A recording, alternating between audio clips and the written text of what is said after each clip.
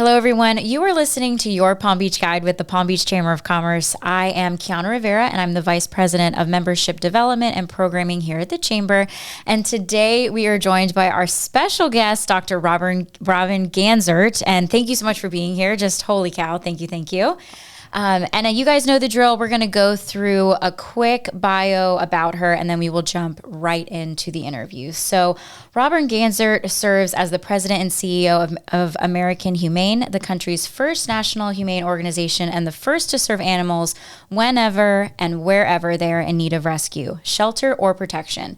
She is the executive producer of the full-length award-winning documentary Escape from Extinction, narrated by Dame Helen Mirren, as well as the executive producer of the annual American Humane Hero Dog Awards, which aired for 10 years on Hallmark Channel and most recently aired on A&E and FYI networks. Additionally, she is the author of The Humane Table, Cooking with Compassion, Mission Metamorphosis, and Animal Stars. Her next book, Escape from Extinction, is set to come out in 2025. So something to look forward to. And Dr. Ganzert serves on the board of Aloro Park Foundation, the Lois Pope Life Foundation, and is a member of the Explorers Club, the Palm Beach Chamber of Commerce Trustee Program, and the International Women's Forum. Dr. Ganzert is frequently highlighted in prominent national news and media platforms as an authoritative advocate for animals. In the recent season, she made appearances on shows like Good Morning America, Fox and Friends, Fox News Saturday Night, and America's Newsroom, among others. I mean, there is so much more, but I'm going to add this to our description for our podcast. So, Dr. Ganzert, thank you for being here today. Thank you so much for having me, and thanks for that gracious introduction. It was amazing. It was so good. I was reading, I was like, you. I'm talking way too much. We're just going to jump right in. That's great. Well, thank you so much for being here. When you agreed to do this podcast, my heart just went into my throat because it was incredible. I'm so excited to meet you in person. And I just hear all of the work that you're doing in Palm Beach and nationally as well. And truthfully, Doug raves about you. When he let me do the podcast, I was like, are you sure? Are you sure you want me to do this? And so we're just so glad to have you. So thank you. Well, Doug is a superhero, especially in the Chamber of Commerce space. And we're very lucky to have his leadership here in Palm Beach. Thank you. And yours as well. Well, he's a good teacher. I just sit and listen like I'm a sponge. So I want to jump right in. First, it's Doug was sharing that you started working with American Humane in 2010. So what was that process like when you first joined the team, and where did you receive the company, and now where is it today? Yes. Well, thank you for asking that. I love that. So in 2010, I made a decision to leave the Pew Charitable Trust, which is one of the world's largest think tanks in philanthropy. I love my work at Pew. It was very special and very meaningful, to take on the heavy mantle of responsibility, which is what Betty White described it as, by the way, my good friend Betty White, to lead American Humane. And I wrote a book about those first few years as a nonprofit leadership guide, and importantly, a book to discuss leadership in building a more humane world. And that book is Mission Metamorphosis. So it was an incredible time. It was an incredible time to take an old organization that's almost 150 years old. Right, that's what I was reading. And remake it in today's times. And so as I look at what we did in 2010 to today in 2024, in 14 years, instead of just working just in America, which we love this wonderful country, we're working in 45 countries, exporting our humane values to build a kinder, more compassionate world for our animal friends. Oh my goodness. And this is not just our cats and dogs, who we dearly love, who are on my sofa right now. I know. Hopefully not destroying my sofa now when I'm out of the house, but also animals that are facing the threats of extinction, animals on farms and ranches, animals in disaster. We address all of their concerns as their voice, their authoritative voice for almost 150 years. Holy moly. Well, I think that's incredible because you've managed to take an organization, excuse me, like you said, and transform it into something that is totally different. And all I can think about is when, Doug stepped into his role at the chamber. I always say we took the chamber, we flipped it upside down, shook it out, and then put it back together. Yes. And how exciting to not only receive that project, but then say, okay, these are the things I want to accomplish in the next 2 to 4 years, 5 to 10 years. And you've been able to launch this with your team, this incredible organization globally now, like you said. Yes. So I want to touch on really quick, before you started your journey at American Humane, what was that like? What were you doing? So before American Humane, I had an incredible, blessed and fortunate career. So I started out working at Wake Forest University. Go Geeks. Okay, there you go. And I worked at Wake Forest in their finance function, accounting function. I actually have 5 accounting and financial certifications. Really? So when most people say, oh, you're Dr. Robin Ganzert, they assume a veterinarian. Oh, okay. And I'm actually a PhD in finance. So it's rather funny. But so I certainly think that has led me well to leading nonprofit organizations because I do believe you have to steward donor resources extremely well with the highest level of integrity. So my career path has led me to this very day. I worked at Wachovia Bank back in the day where I led their philanthropic strategies unit where we worked with charities around our country. And I got to serve those in many capacities. And then I joined the Pew Charitable Trust where we worked on climate change, international treaties to protect the oceans. Oh, wow. We worked on fiscal reform. We did a lot of incredible programmatic reforms. And then I was called to be the CEO of American Humane at a pivotal time in this organization's historic and noble history. So here we are today, and I consider myself utterly blessed. But those with such blessings have huge responsibilities. And it was indeed my wonderful friend Betty White who passed away just a few short years ago. Rest in peace, Betty White. Yes, which I honored at our new American Humane Sanctuary here in South Florida. Oh, where is it? It's in Martin County, Palm City. So we have a huge monument to my good friend Betty. Oh my goodness. Yes, and I even have some of her tea sets where she served me tea over the years, featured at this gorgeous sanctuary with our animal friends. But Betty once told me over a beautiful dinner in Beverly Hills, she said, Robin, she said, I've worked hard for the animals. She was American Humane's longest living supporter up until the day she died. 75 years of her 99-year life, she championed American Humane. Oh, my goodness. So when I met her, she said, this is a heavy mantle of responsibility, and I'm handing it over to you. To me. And I was like so humbled.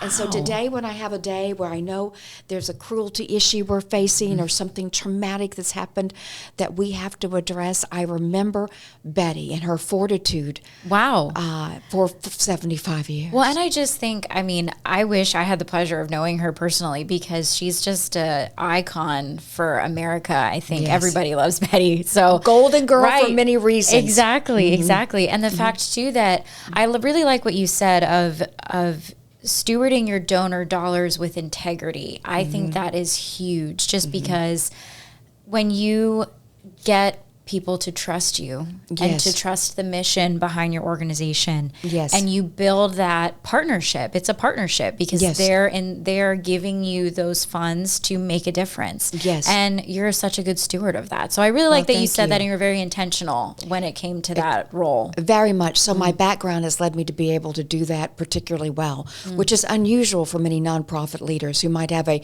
programmatic background or a background perhaps in an advocacy, a congressional position. My background's really, I think, been very fortunate to put me in a place with skill sets that are uniquely needed in today's nonprofit space. And the finance part of it, like you mentioned, I think so many people have the heart and the passion, but they're missing that other piece. So it's like you were able to combine both. And I think that is just a huge testament to where you've taken the organization now, like you said, into 2024. And what was it, over 10 years? You've been been here. So that's just an incredible testament of your leadership, and of course the team behind you that leads it with you. And they are humane heroes. Oh, they are humane heroes. I love that. So I really want to say that, this is a lovely for me to be able to talk about leadership in all of our wonderful conversations, but I couldn't be here without the incredible leaders and the humane heroes that work at American Humane and Global Humane every single day. Wow. They sacrifice everything to be the voice for animals, and they are truly the best in the space by far.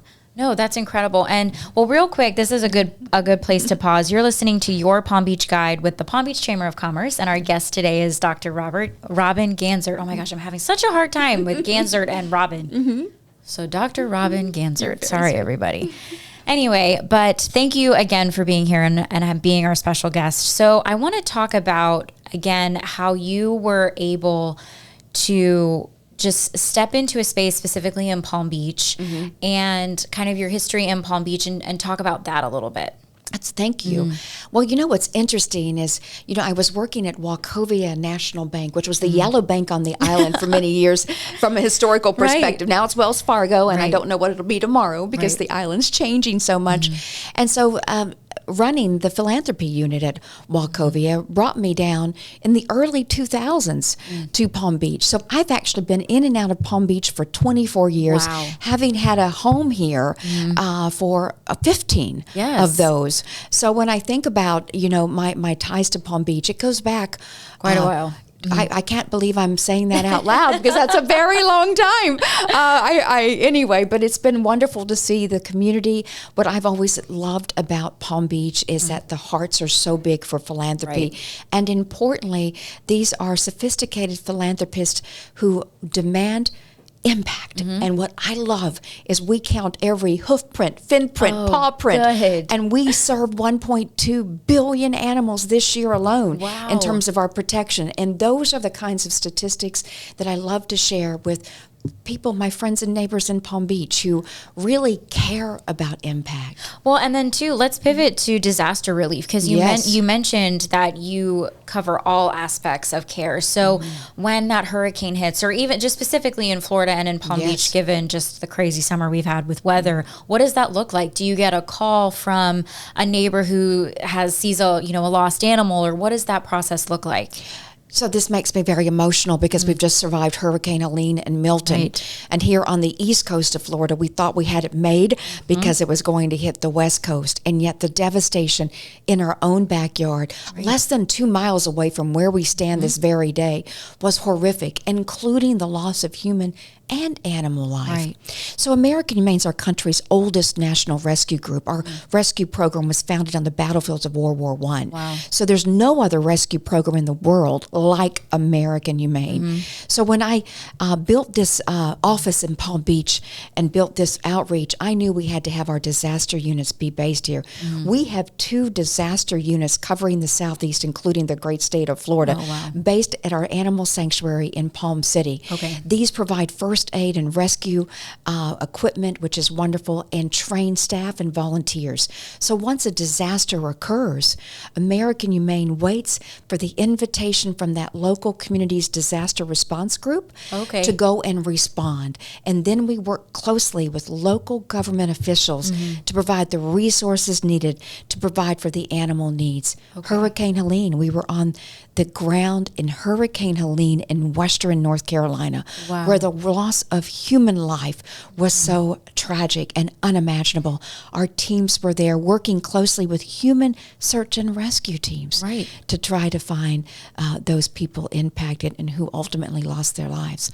Our teams work right alongside them. So it's a huge process. We've been in disasters for well over 100 plus years. Our rescue cache in Florida is extraordinary. Very proud. Well, and I think too, that's incredible that your team does that because so many people were just fearful, especially in North Carolina. Like they're not prepared for the type of hurricanes that we see. And the flooding. So when you step into that space and you provide that safety and you provide that relief, that makes such a long-lasting impact in the family members and reuniting them with, if they lost their pets or something like that as well. So I think stepping into that is really awesome. So this should be a relief to everyone in Right. in South Florida. American Humane is here, and Right. when our rescue program was founded in 1915 Wow. by the Secretary of War, we were called the American Red Cross for Animals. And that's what we've done for well over 100 plus years. But I will guarantee, because this is also my home, Right. that Daisy, Darcy, Boomer, and Julius will have American Humane there. And I always say, evacuate with your animals. Right. Always, never leave them behind. Right. Well, and just to talk about that too, when you speak on this subject, you can tell you're so passionate about it. It is a part of who you are. It's a part of your purpose. I want to know what ignited that in you, especially, I'm sure this passion stemmed before you started at American Humane. So Yes. what just, when you think about the organization that you serve and the passion behind it, where does that come from for you? So I've always been a big believer, even though I didn't understand the term, in the healing power of the human-animal bond. You know, as a child, we moved around an awful lot around this country, and it was my animals and my siblings that were really our core unit. And I do believe animals have always made me a better human. Right. You know, when I first started American Humane, one of my very first meetings was with the chief medical officer of Zoetis, now was Pfizer Animal Health, and he said, "Robin, what do you want to accomplish?" And I said, "I want to prove in a clinical trial the efficacy of the use of therapy dogs with kids with cancer." Right. And he said, "Why would you want to do that?" He said, "That's beautiful, by the way." I said, "I want to show clinically where there's never a doubt that animals heal us humans." And my passion for that ignited as a child, and then I've seen it countless times again and again. Right. And my very first big study at American Humane was that clinical trial that he funded for 7 years, which actually was in children's hospitals around our country, and it proved the efficacy of the use of therapy dogs with kids with cancer. Absolutely. Well, So and I I know have that that. written. So I'm glad you touched that, because I want Yes. to talk more about the therapy program that you have as well. Yes. Because people, I mean, all animals as well. I mean, I have 2 cats, and let me tell you, when they sit on me and they purr, and my anxiety just goes away. It's like Yes. they know. Yes. So touch on that. Tell me more about the therapy programs that you have Yes. now currently. So our therapy dog programs were really founded after World War II. Remember our rescue I love this program? long-standing history. Like, this is just awesome. We're great for Yes, history nuts. They should always honestly. call me, because I'm great at a history cocktail Right. party. We got tons of good stuff to go through. But in World War I, a rescue program was founded. In World War II, and by the way, our institution was founded after the ravages of the Civil War. Holy moly. So that's how we go back when our country was. So I look at these moments. World War II, we founded our first therapy dog program. After our greatest generation came back from war, we were uniting them with dogs. And it was, believe it or not, we didn't use the word therapy dog, Right. but they were at that very important time. And so our therapy dog programs have grown. And so we really were the very first to implement that program. Today, we celebrate therapy dogs in multiple capacities, but we also celebrate service dogs as well. So we created the first therapy dog program. Those are for dogs that serve multiple people, and service dog programs that we know too serve the individual directly. And we service and celebrate all of these dogs through our annual Hero Dog Awards. But our Yes. therapy programs work with children's hospitals around the country. We prove the efficacy of the use with kids with cancer, about that actually they have better health outcomes if they have a therapy dog Right. at the hospital where they're receiving There, the cancer exactly. treatment. So all of this we can prove clinically, but we also know through our heart too. It's making heart Absolutely. and brain smart. No, I love that. That's so good. Well, and then tell me real quick about the Hero Dog Awards. The Hero Dog I Awards, know, let's yes. pivot to that. We celebrate heroes on both ends of the leash. This program I created when I joined American Humane, and it's been now 14 years where we've asked, like American Idol, we've asked Americans to nominate their favorite hero dogs and vote on them. Oh, and in incredible. some presidential primaries, we've had more votes for the hero dogs in those counties than for the primary presidential candidates. So I goodness. love tracking our voting. That's so In fun. fact, we may have thought that our recent presidential election was the most important, And here we go. the Hero Dog Award was just announced on the Today Show. Oh, The winning good. dog in this year's great campaign is Hero Dog Bo. Oh, my from goodness. Gastonia, North Carolina. North Carolinians who have faced so much after Hurricane Helene, loss, devastation, tragedy.